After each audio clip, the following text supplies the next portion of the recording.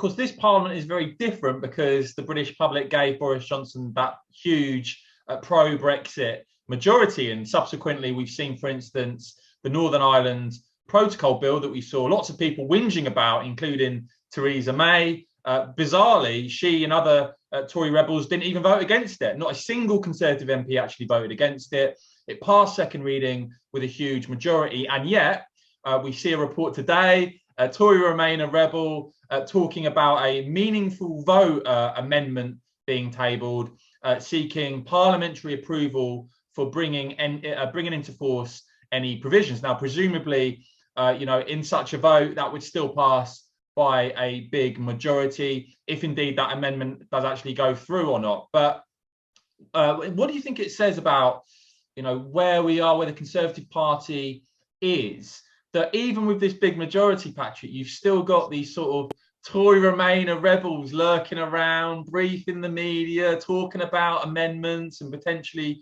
trying to stop bits and pieces of Boris Johnson's agenda? Because when I look back at, for instance, Dominic Grieve and David Gauke, very outspoken Remainer rebels who lost the whip over their opposition to a no-deal Brexit, when they subsequently stood at the general election as independent candidates, they both got obliterated by the Conservative candidate. So it doesn't seem to me that these Remainer rebels have much leverage. And what I mean is, Boris Johnson could easily assert his authority, but basically saying to these people, get on board, pack it in, or you're losing the whip.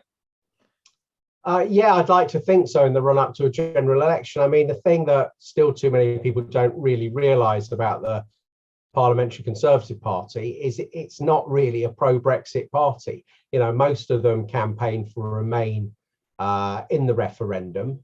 Many of them caused massive blockages and hold-ups and hijacking of Brexit. They were part of that rotten Parliament of 2017 to 19. One lot kind of were swept away, lost the whip, or stood as independents and for other parties, and not a single one of them held their seat, despite presuming that they had massive personal votes.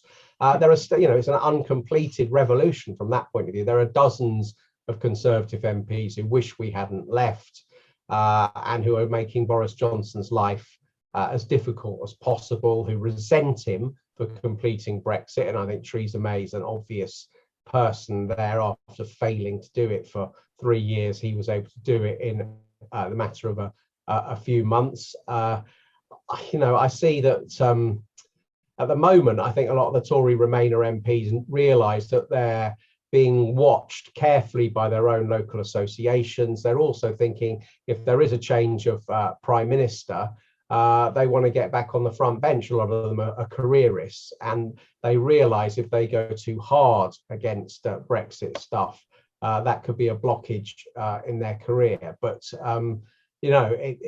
it's far from a rosy picture as far as strong pro-Brexit, pro-UK independence voters are concerned within the Tory party. To me, the Tory party has still got a lot to do to prove to us that it's worthy of our support.